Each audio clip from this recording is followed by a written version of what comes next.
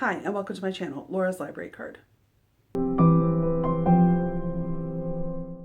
So this video is going to be a book review and my thoughts and feelings and spoilers on the book that I just read, which was Nora Goes Off Script by Annabel Monaghan? I'm not totally sure how to pronounce the author's last name. Bear with me. So it's been a minute, I feel, since I have had a lot of feelings about a book, and this book made me have some feelings. So not great feelings because, okay, so this book was chosen not by me, but by a friend who wanted a buddy read, and we are meeting tomorrow to discuss, and so maybe I'll tack something on at the end about what our discussion has revealed. I have also not read any comments or anything, reviews, etc., so I don't know for sure exactly how this is being received by others in the world, but here are my thoughts and feelings. So the premise of this book is that our main female character is Nora. She is 39. She has 2 kids. She is a script writer, screenplay writer. She writes movies for the Romance Channel. She admits that these are kind of formulaic and doesn't critique other people who maybe neg on them a little bit, but that is how she is supporting herself and her family. And we find out throughout the course of this book that she had been married to this guy who honestly just was a total jerk, narcissist, did not care about her or the family, did not contribute to the family, very man-child situation. And he has left her and the kids. And she ends up kind of processing this, even though it wasn't a huge thing that she had to like work through and grieve over. She processed this by writing a script. And it's not a traditional Romance Channel kind of script because it's not a romance. He doesn't come back at the end. It's the story of how this woman figures out that she is fully herself, essentially. So that script is sold and is being made into a movie, a big deal movie with a big deal director, as well as top Hollywood actors. At the point where the book opens, Hollywood is coming to her house in Maryland or something because her house is very old and has this separate house structure in the back that's called the tea house, and that's where she gets a lot of her writing done, and this is a lot of where the script is set, and this is also where her husband, like the scene where her husband leaves her, is happening. So when the book opens and we find out that Hollywood is coming to film parts of the movie at the tea house, the actual real tea house, and she is kind of putting them up or putting up with the people coming and using her tea house and doing the filming here at her house. And over the course of the book we learn about that script, etc., etc. The guy who is playing her husband, this jerk, is basically like a Brad Pitt kind of character. He is a maybe Brad Pitt a few years ago, but like he is like, also he's 40 and he is the hottest thing in Hollywood and has an absolutely stunning co-star, etc. He is kind of weird. He comes and he is filming there, and he also is just kind of randomly walking into her house and drinking her wine and interacting with her and her kids, and she just kind of like, whatever, is totally blasé about this. That's one of my major pet peeves of this book, is that Nora has very few emotions and it drives me up the wall. So the filming wraps, it's been in just a few days, and then everyone leaves except for this main actor guy who says, hey, I'll pay you $1,000 a day if I can stay here and live in your tea house for like a week. And she thinks, well, $7,000 could be great. And so she agrees to this. So is this a romance? Is this a women's fiction, literary, fiction, general fiction kind of book? I wasn't really sure going into it. And in the end, here I am. That's as much of the premises I'm going to give you until we get to spoiler section. I am still not totally sure if it's women's fiction or if it's a romance. I didn't feel like it did either of those very well. So my frustration, something I already mentioned, is that I felt like Nora has very little reaction. She doesn't seem emotionally invested in either any of the scripts that she has produced for the Romance Channel or this script that is about her husband Ben leaving her. And she is totally like nonplussed and blasé about the fact that there's this movie star who's hanging around, and she kind of shows him a little bit around town. He interacts with her. She cooks She gives him some of the dinner that she makes every night for her and her kids. She allows him to be kind of involved with her kids, and like the whole time, even though it's from Nora's perspective, like she has passing like, I wonder what he's like wanting to do here, what he's finding here to be a normal person. Doesn't think anything further than that. She I mean, yeah, she kind of thinks he's a little attractive, but she's just kind of like, she has like no feelings. Like she has no feelings, and I'm just like, why? This situation is weird. Doesn't really make any sense. He is doing things that if I walked into my house and found this like movie star, just drinking my wine and saying this wine's pretty crappy, I would be like, what are you doing in here? Especially when I had like children in the house, like 2 kids who are 10 and 8 or something like that. Hi. Okay, so I realized when I was editing that I didn't really give information about when I was going to start talking about spoilers or anything, so I will try to mark that in the video. But if you came here for the TLDR version of this book, a spoiler-free TLDR of my thoughts and feelings on this book, Nora Goes Off Script is kind of a book that I didn't particularly enjoy. I didn't find it particularly well written. I felt like the premise was a little weak. It is very broadly about a suburban mom who is a totally normal lady and her relationship with this mega super famous movie star, Leo, and the ups and downs of their relationship and kind of how they don't communicate to each other. And my frustrations for this book were a lot to do with the writing. I think partially maybe to do with the narration of the audiobook. Perhaps my biggest frustration was that Nora did not show very much emotion or thoughts and feelings about what was going on around her. And that meant that there was very little tension and she didn't feel very happy or in love. And I felt like this book really lacked some emotional and romantic development. So it was overall quite a bummer for me. But on to the spoiler parts of the rest of this kind of a rant review. So ultimately, that's a huge frustration. It doesn't really make any sense why he wants to stay there. Leo, the movie star, gets involved with her son Arthur, who's in a play. He's in Oliver Twist. He's Fagin. And Leo agrees to help run lines with him and kind of give him some tips and stuff, even though he's also like, don't become an actor, kid. Okay, so at the end of this 1 week, she is glad that she has like had a nice time with him being around, but is also glad that she's not very emotionally invested in this guy because he's leaving. And she's like, whatever, go. And I'm like, you have no feelings. Okay, whatever. And so the kids are like, oh, Leo, are you leaving? And he's like, well, actually, I would like to stick around and help direct this play, which goes on in like 3 weeks from that time. So he wants to stay for another 3 more weeks after the 1 week. And she agrees. She says, okay, that's fine. And then the kids are busy like a day or 2 later, and he asks her on a date. They go on a date, and then they come back to the house and have a passionate kiss, and she feels awakened. And I'm like, oh my gosh, an emotion, great. And then the next chunk of time, the next like 2 weeks or so, is like a whirlwind romance where they are having just a lot of sex. Not on page. It's not explicit. Half a chili pepper. Okay. They're having a lot of sex. They are talking all the time. They are messaging each other. She is just floating along. She's on cloud 9. She realizes that she is falling very hard and very fast for this guy, right? I'm like, okay. And because it's single point of view, we don't even get any emotions from him. Fine. Okay. So like 1 week before the play is opened, he has been at this house for a total of 3 weeks. They have been essentially in a romantic relationship together, or at least a sexual relationship, for about 2 weeks. And he gets a call that's asking him to come to LA to audition and screen test or whatever for the next big movie. And he's like, I have to take this chance. He's all excited about it.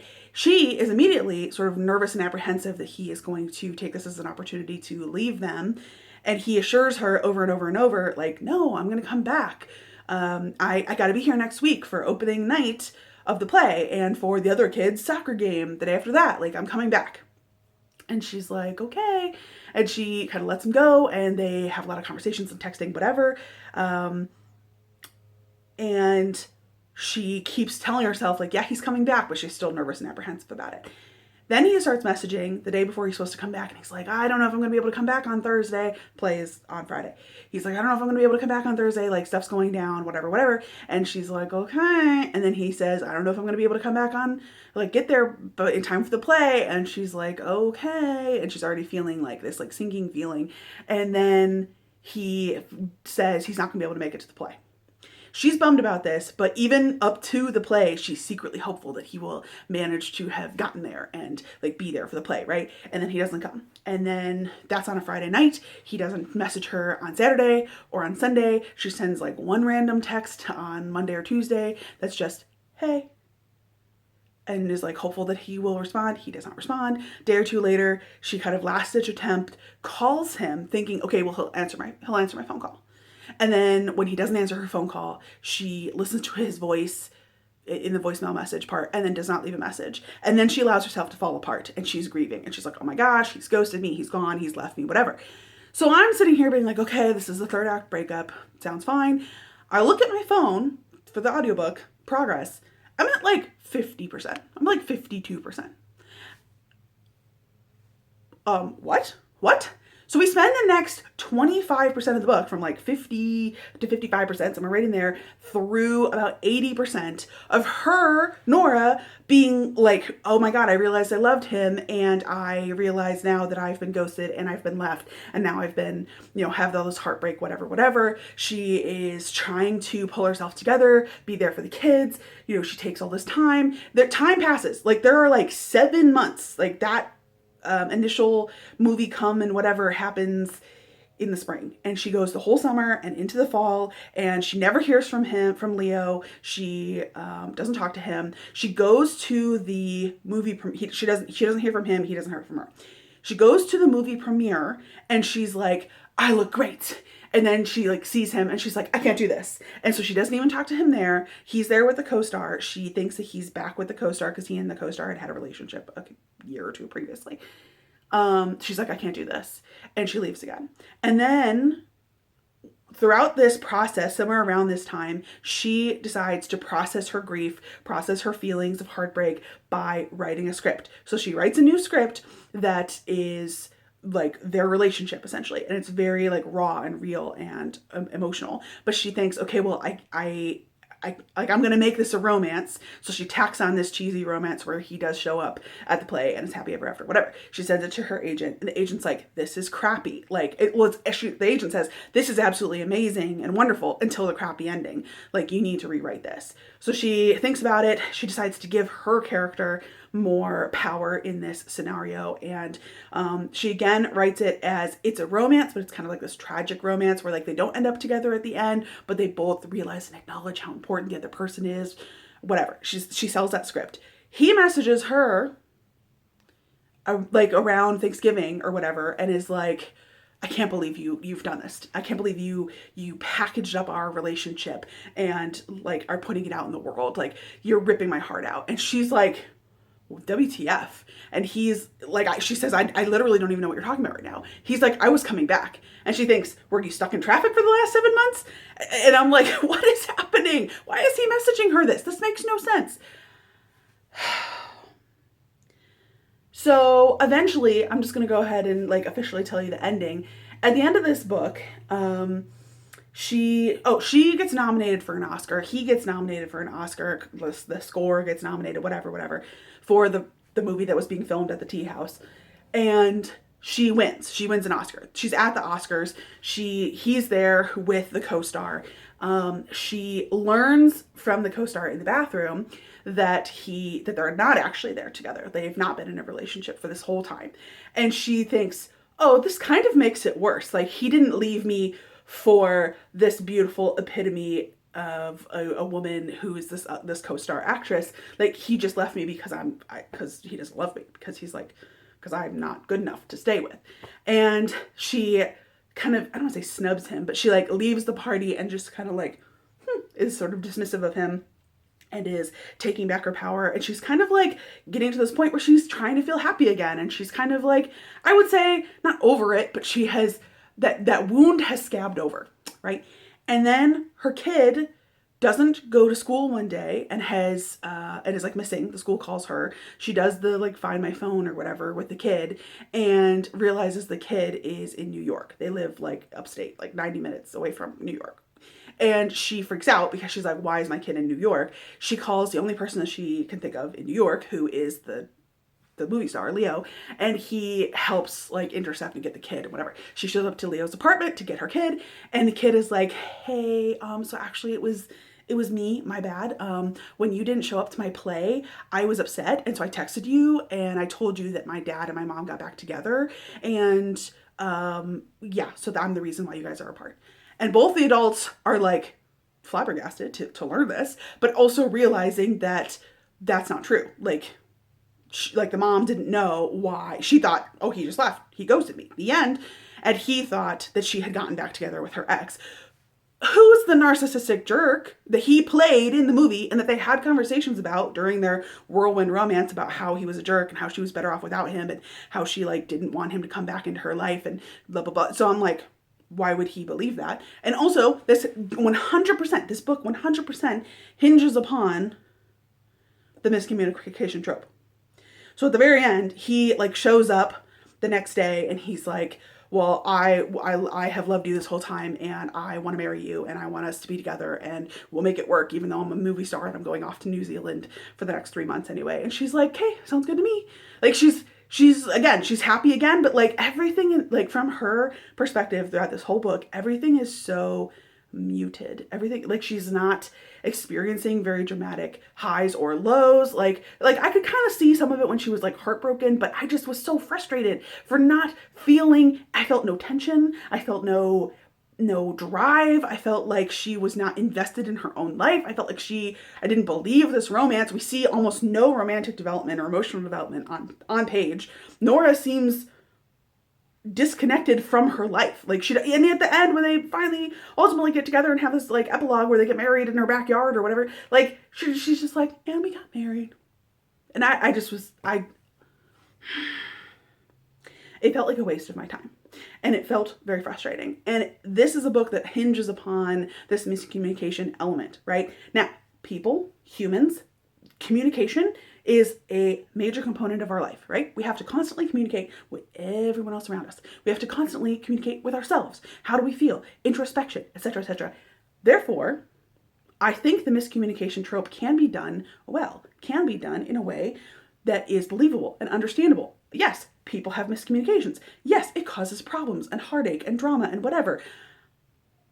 I think it can be used to lead to good communication between people because they have to resolve that miscommunication. I think it can lead to a depth of both character development and emotional development between love interests during the part where they fix the miscommunication. I think the miscommunication part can be done well / have a purpose.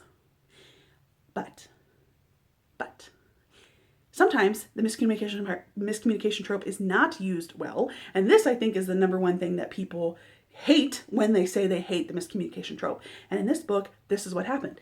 When the miscommunication is a very simple one sentence, in this case one text, moment that neither of the characters bother to follow up on or have any communication about or have any thought about the process or check in with each other, or if it had to have happened in just the exact moment, just the exact right phraseology, and the whole thing, all of the conflict, all of the heartbreak, that's it. That's the only conflict. Like if there had been other conflicts which aren't really like at one point she kind of thinks, well, how could this ever work? I'm just a normal like Jane Doe and he's like a mega movie star. And then like that's it. That was just like a passing thought. Like that's it. There's not really any other internal conflicts. She doesn't think, well, how will he be? Will he be good for my kids? Like, is this good for me? Like she doesn't have any of those thoughts. She has none of those thoughts, none of those conflicts, none of those emotions, none of that drama.